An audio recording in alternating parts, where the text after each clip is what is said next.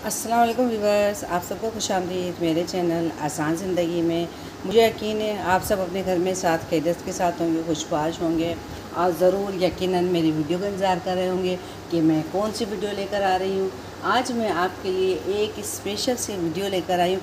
आपने सामान देख लिया होगा, आप सोचोगे ये मैं कोई शॉपिंग करके आई हूँ, आपको अपनी शॉपिंग दिखा रही हूँ। ऐसी कोई बात नहीं है, मुझे अच्छा नहीं लगता अपनी शॉपिंग वगैरह दिखाना किसी को। ये है हमारी ईद की तैयारी कि बकर ईद आने वाली है। आप ईद आने से पहले क्या क्या आपके घर में सामान होना चाहिए, ईद की तैयारी होनी चाहिए, क्योंकि हो सकता है मैं कुछ चीज़ें इसमें से भूल गई हूँ। और भी बहुत सारा सामान है जो इधर नहीं आ सकता था, पर जो ज़रूरी चीज़ें हैं वो मैंने इसमें रखी हैं, ऐड की हैं यहाँ पर सामान। क्योंकि जब हम महीने का सामान लाते हैं तो बहुत सा सामान तो हमारे हर महीने आता है और कुछ सामान ऐसा होता है कि जो अलग से आता है, ईद के लिए स्पेशली हमें लाना पड़ता है। तो जब आप ईद की शॉपिंग करें तो सबसे पहले तो एक आप लिस्ट बना लें कि आपको क्या क्या ज़रूरी चाहिए, आप क्या क्या खाने बनाएंगे, उस खानों में क्या क्या सामान डलेगा, वो आप लाजमी लिस्ट में लिखें। उसके बाद आप वो अपना सामान लेकर आएँ और उसको एक तरतीब से सेट कर दें। ईद से एक दिन पहले आप अपने किचन में कोई एक साइड पे सारा सामान सेट कर दें। फ्रिज में रखने की चीज़ है तो फ्रिज में रख दें, क्योंकि ईद के दिन कुर्बानी होती है, हड़बड़ी मच जाती है, बहुत काम होता है, तो सामान को ढूंढना करना बहुत मुश्किल होता है। तो आप वो सामान सारा अपना ईद के मौके पे आप जो कुछ भी खाना पीना बनाएंगे वो सब चीज़ें आप एक साइड पर रख दें। तो मैंने सोचा जो मैं तैयारी कर रही हूँ थोड़ी वो मैं आपके साथ शेयर करूँ। और ठीक है जी, अब स्टार्ट करते हैं। ईद के ऊपर वैसे किसी सब्ज़ी की ज़रूरत नहीं पड़ती, मगर प्याज, लहसुन, अदरक, हरी मिर्चें, नींबू, टमाटर ये सब चाहिए होते हैं। और मेरे घर में आलू भी चाहिए होते हैं, क्योंकि अगर गोश्त के साथ आलू की चीज़ें, आलू फ्राइज़ होते हैं, और अगर गोश्त नहीं खाते तो हम आलू फ्राई करते हैं। अब रात को ही मैं सामान ग्रोसरी लेकर आई तो आलू प्याज मैंने टेबल पर ही छोड़ दिए थे कि मेरी हिम्मत नहीं थी। अब मैं जब सुबह उठ के आलूओं की करने लगी समेट के, तो ये जो मेरी बेटी है उसने ये हैप्पी फेस बनाया हुआ था उसके ऊपर, कि फ्राइज़ बहुत ज़्यादा पसंद है। तो मैंने कहा आप लोगों के साथ शेयर करिए, देखिए क्या क्रिएटिविटी की है मेरी बेटी ने। अच्छा, ईद के खानों के साथ आप लाजमी सलाद ज़रूर ऐड करें। सलाद में खीरे हैं, चुकंदर है, बंद गोभी, हर चीज़ें फ्रिज में रखी हुई है, मैंने सिर्फ आपको दिखाने के लिए खीरे रखे।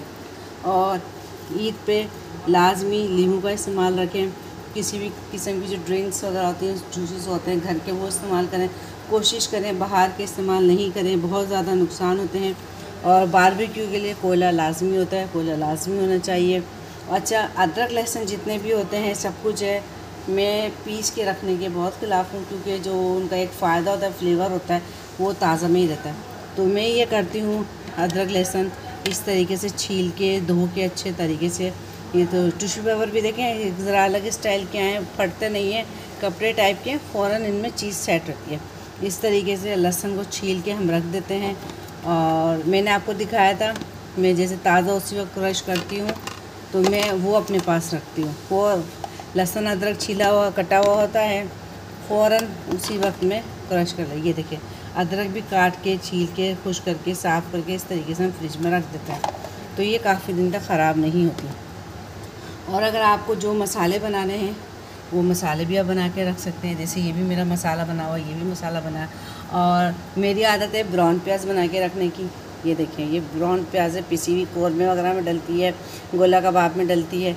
और मैं कुछ रेसिपीज़ आपको बकर ईद की दे चुकी हूँ, कुछ मैं आप दूँगी आपको इंशाल्लाह से। और ये देखिए ब्राउन प्याज दूसरे हैं साबुत, ये जो हम बिरयानी वगैरह में डालते हैं। जब ये काम हमारा किया हुआ होगा तो हमारे लिए खाना बनाना बहुत आसान होगा। और ये दही है, दही आप घर में जमाएं या बाहर से मंगवाएं, ये आपकी मर्ज़ी है, पर दही भी घर में रखना चाहिए। और अगर आप अपने खानों में अलग से कोई लुक देना चाहते हैं, क्योंकि आजकल के बच्चे ना कौरमा बिरयानी से उकता गए हैं, मेरे अपने बच्चे में उनके अलग से रेसिपीज़ बनाती हूँ और मैं आपके साथ शेयर भी करूँगी वो इंशाल्लाह, जैसे मेरे पास मौका आएगा। तो ये केचप है, मायोनीज़ है, जो चीज़ें हैं आप वो मंगवा के अपने घर में रखें। और ये क्रीम है, अगर आपको कोई मीठा बनाना है या किसी चीज़ में डलती है तो ज़रूरत पड़ती है। और इसके अलावा चीज़ वगैरह भी मैंने ला के रखी है, वो फ्रिज में पड़ी हुई है। अब बच्चों को शौक़ होता है ये जेली और जेली से कुछ बन जाए। ये ब्रेड क्रम्स हैं, चने हैं, बादाम हैं। और ये देखिए ये अमचूर है, अभी मैंने पीसा नहीं था, ये साबुत अमचूर है, केरियों से सुखा के मैंने घर में बनाया है, ये भी इसमें डलता है। और हर किस्म की चटनियाँ होती हैं, अब कल मार्केट गए थे, वहाँ पे हमें हरा धनिया ख़त्म हो गया, नहीं मिला, वो फिर मैं मंगवा के चटनी बनाऊँगी। ये इमली की चटनी है और ये सारे जितने भी मसाले हैं, सोया सॉस है, सिरका है, यानी जितने भी मसाले आपको ईद के मौके पे चाहिए वो सब आप पहले से मंगवा के बना के रख दें, ताकि आपको एंड टाइम पे कोई प्रॉब्लम ना हो। और इसके अलावा आपको यूनिक चीज़ें बनाना चाहते हैं तो उसके हिसाब से जो सामान होगा वो भी आप ला के रखें। यानी टोटल सामान आपके पास होना चाहिए ताकि आप फटाफट अपना काम निपटाएं, फ़ौरन से फ़ौरन चीज़ें बनाएं, बच्चों को खुश करें, अपने घर वालों को खुश करें। अच्छा जी, और जो मैंने प्याज बघार किया उसका भी मैंने ऑयल संभाल के रखा। ये देखें, ये वैसे तो हमें हाथ का दूसरी दिन हम सालन में यूज़ कर लेते हैं, नहीं तो जब आपके घर में वाइट चावल बनते हैं, वाइट चावलों के लिए बेस्ट होता है, ये एकदम तेल ख़राब नहीं होता। आपको जितने चावल बनाने हैं वाइट चावल में, आप ये थोड़ा सा ऑयल उसके हिसाब से डालें तो इतना प्यारी, इतनी अच्छी खुशबू आती है कि लगता है कि ये वही वाइट चावल में वो हमने बघार जो दिया था वही होता है। बहुत अच्छी होती है, झटपट वाइट चावल तैयार हो जाता है।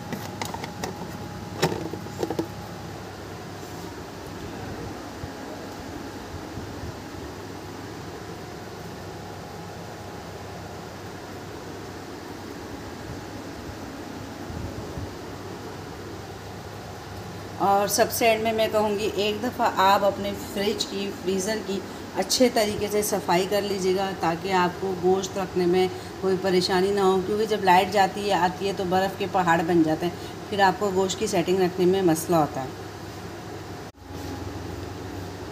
अच्छा, अब मैं आपको गोश्त रखने का तरीका बताती हूँ कि गोश्त किस तरीके से रखना चाहिए, क्योंकि अक्सर को मैंने देखा है कि वो गोश्त को शॉपर को इकट्ठा करते हैं, हाथ में लेते हैं और फ्रिज में रख देते हैं। गोश्त को आप धो के रखें, साफ़ करके रखें, सेटिंग करके रखें, और आप ईद के मौके पे वाइट शॉपर मंगवा लें, जो दूध के होते हैं उस तरीके की शॉपर मंगवा लें।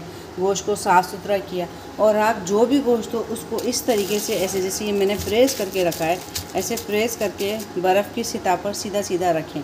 उसके बाद जब ये थोड़े से जम जाए तो उनको एक दूसरे के ऊपर रख दें। उससे क्या होता है कि हमारे फ्रिज में जो जगह होती है वो बहुत ज़्यादा नहीं होती, तो ये जगह कम घेरते हैं, एक दूसरे के ऊपर आ जाते हैं और आराम से निकालने में भी आसानी होती है। और अगर आपके पास इतनी जगह नहीं है कि आप बर्फ़ पे लाइन बाय लाइन रखें तो आप एक दूसरे के ऊपर ही रखें उनको, मगर आप जब वो थोड़ी सी जमने लगे तो एक दफ़ा उनको बाहर निकाल के दोबारा से अंदर सेट कर दें। तो जब आपको गोश्त की ज़रूरत पड़ेगी जिस पैकेट की, तो वो आप आराम से गोश्त निकाल सकें। फिर सबसे बड़ी, जैसे ये चिट लगी हुई है इसके ऊपर भी देखें, आप जो भी गोश्त का पैकेट बनाएं, बिरयानी का, निहारी का, पाए, कोरमा, जो भी, तो अक्सर हमें पहचान नहीं होती कि हमने इस पैकेट में कौन सा गोश्त रखा है। तो आपको क्या करना है कि आप एक छोटी सी चिट लेंगी, उसको प्लास्टिक में रैप करेंगी, उसको गोश्त की थैली के अंदर ऊपर रख देंगी। क्या होगा, वो जो चिट होगी बिल्कुल ख़राब नहीं होगी। जितने दिन बाद भी आप निकाल के देखेंगी, जिस चीज़ की आपको गोश्त की ज़रूरत होगी आप वो पैकेट निकाल के इस्तेमाल करें, बाहर रखें। और बहुत बड़े बड़े पैकेट भी नहीं बनाएं, जितनी आपको गोश्त की ज़रूरत पड़ती है उतना ही पैकेट बनाएं कि आपके घर में इतने लोग हैं, इतना आपको खाना पकाना है, कभी मेहमान आ जाए तब 2 पैकेट निकाल लें। क्योंकि गोश्त जमने के बाद जब आप बाहर निकाल के पिघल जाता है, दोबारा वो रखते हैं तो उसमें कुछ केमिकल्स हो जाते हैं, तो मना करते हैं कि इस तरीके से गोश्त को यूज़ ना करें। मुझे यकीन है आपको मेरी आज की वीडियो पसंद आएगी। अगर आपको मेरी वीडियो पसंद आए तो उसको लाइक करें, शेयर करें और मेरे चैनल को सब्सक्राइब कर दें। आइंदा मिलेंगे फिर कोई अच्छी सी कोई नई वीडियो लेकर आऊँगी आपके लिए। जब तक के लिए अल्लाह हाफिज़।